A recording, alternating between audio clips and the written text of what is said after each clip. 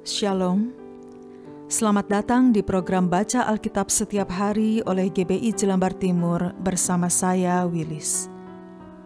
Hari ini saya akan membacakan kitab Yohanes pasal 19. Yohanes pasal 19. Lalu Pilatus mengambil Yesus dan menyuruh orang menyesah dia. Prajurit-prajurit menganyam sebuah mahkota duri dan menaruhnya di atas kepalanya.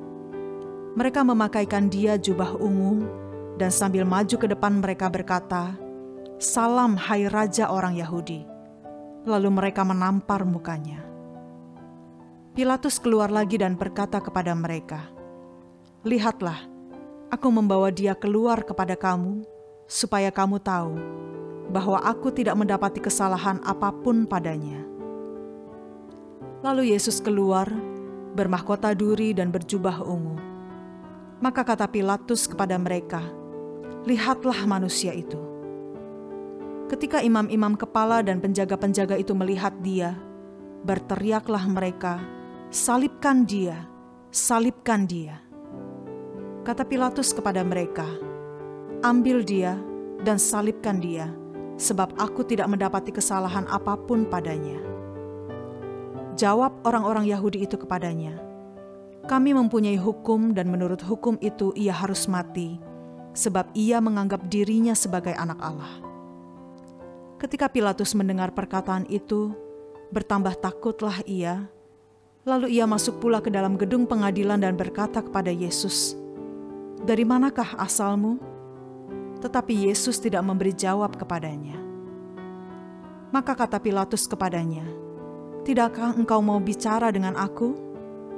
Tidakkah engkau tahu bahwa aku berkuasa untuk membebaskan engkau dan berkuasa juga untuk menyalibkan engkau?"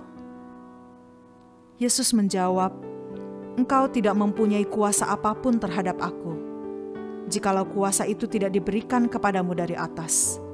Sebab itu, dia yang menyerahkan aku kepadamu lebih besar dosanya."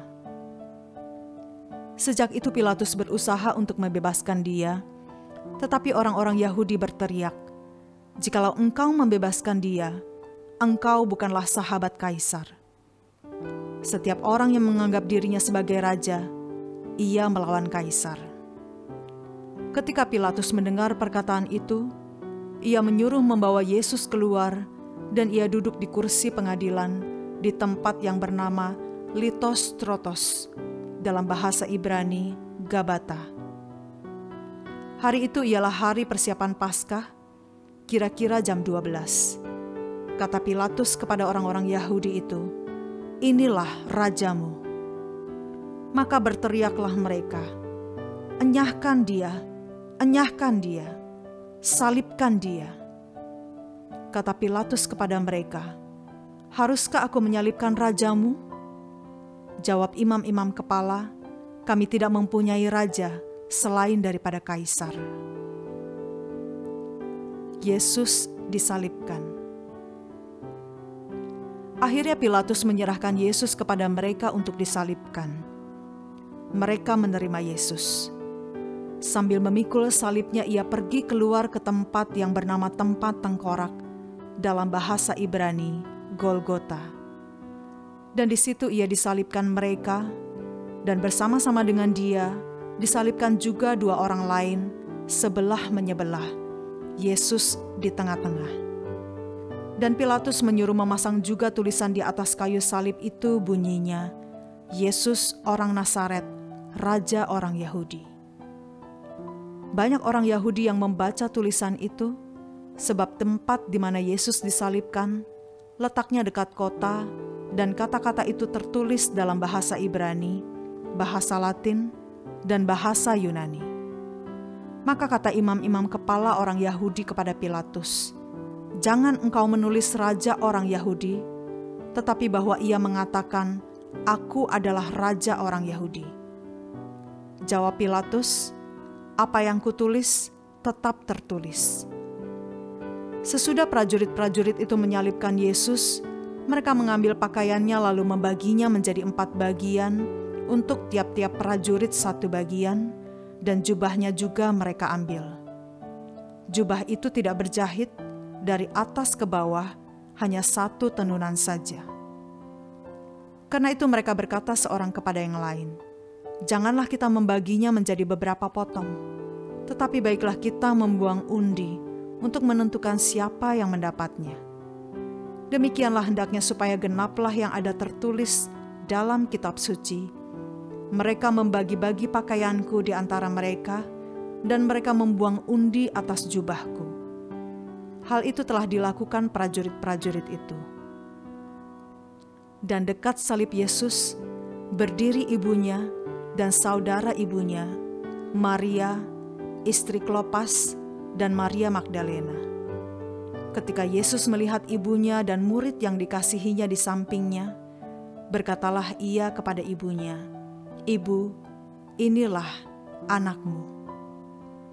Kemudian katanya kepada muridnya, "Inilah ibumu." Dan sejak saat itu murid itu menerima dia di dalam rumahnya. Yesus mati. Sesudah itu, karena Yesus tahu bahwa segala sesuatu telah selesai, berkatalah ia supaya genaplah yang ada tertulis dalam kitab suci, "Aku haus." Di situ ada suatu bekas penuh anggur asam, maka mereka mencucukkan bunga karang yang telah dicelupkan dalam anggur asam pada sebatang hisop, lalu mengunjukkannya ke mulut Yesus. Sesudah Yesus meminum anggur asam itu, berkatalah ia, "Sudah selesai." Lalu ia menundukkan kepalanya dan menyerahkan nyawanya. Lambung Yesus ditikam. Karena hari itu hari persiapan dan supaya pada hari Sabat mayat-mayat itu tidak tinggal tergantung pada kayu salib, sebab Sabat itu adalah hari yang besar, maka datanglah orang-orang Yahudi kepada Pilatus dan meminta kepadanya supaya kaki orang-orang itu dipatahkan dan mayat-mayatnya diturunkan. Maka datanglah prajurit-prajurit lalu mematahkan kaki orang yang pertama dan kaki orang yang lain yang disalibkan bersama-sama dengan Yesus. Tetapi ketika mereka sampai kepada Yesus dan melihat bahwa ia telah mati, mereka tidak mematahkan kakinya. Tetapi seorang dari antara prajurit itu menikam lambungnya dengan tombak, dan segera mengalir keluar darah dan air. Dan orang yang melihat hal itu sendiri yang memberikan kesaksian ini, dan kesaksiannya benar, dan ia tahu bahwa ia mengatakan kebenaran, supaya kamu juga percaya. Sebab hal itu terjadi supaya genaplah yang tertulis dalam kitab suci, tidak ada tulangnya yang akan dipatahkan. Dan ada pula nas yang mengatakan, mereka akan memandang kepada Dia yang telah mereka tikam. Yesus dikuburkan.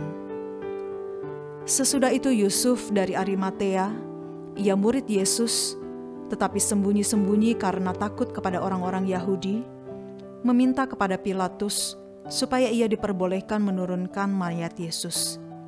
Dan Pilatus meluluskan permintaannya itu. Lalu datanglah ia dan menurunkan mayat itu. Juga Nikodemus datang ke situ. Dialah yang mula-mula datang waktu malam kepada Yesus.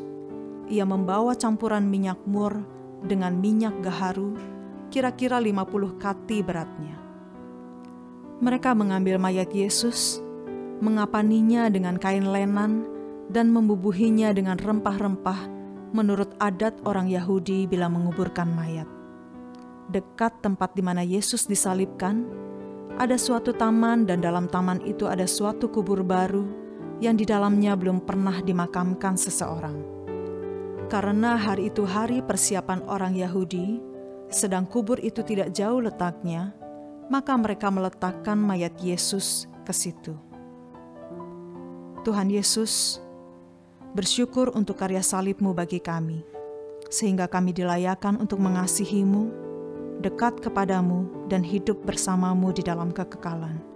Jadikan kami pemberita Injil keselamatan, supaya setiap orang yang terhilang boleh diselamatkan. Di dalam nama Tuhan Yesus Kristus kami berdoa. Amin.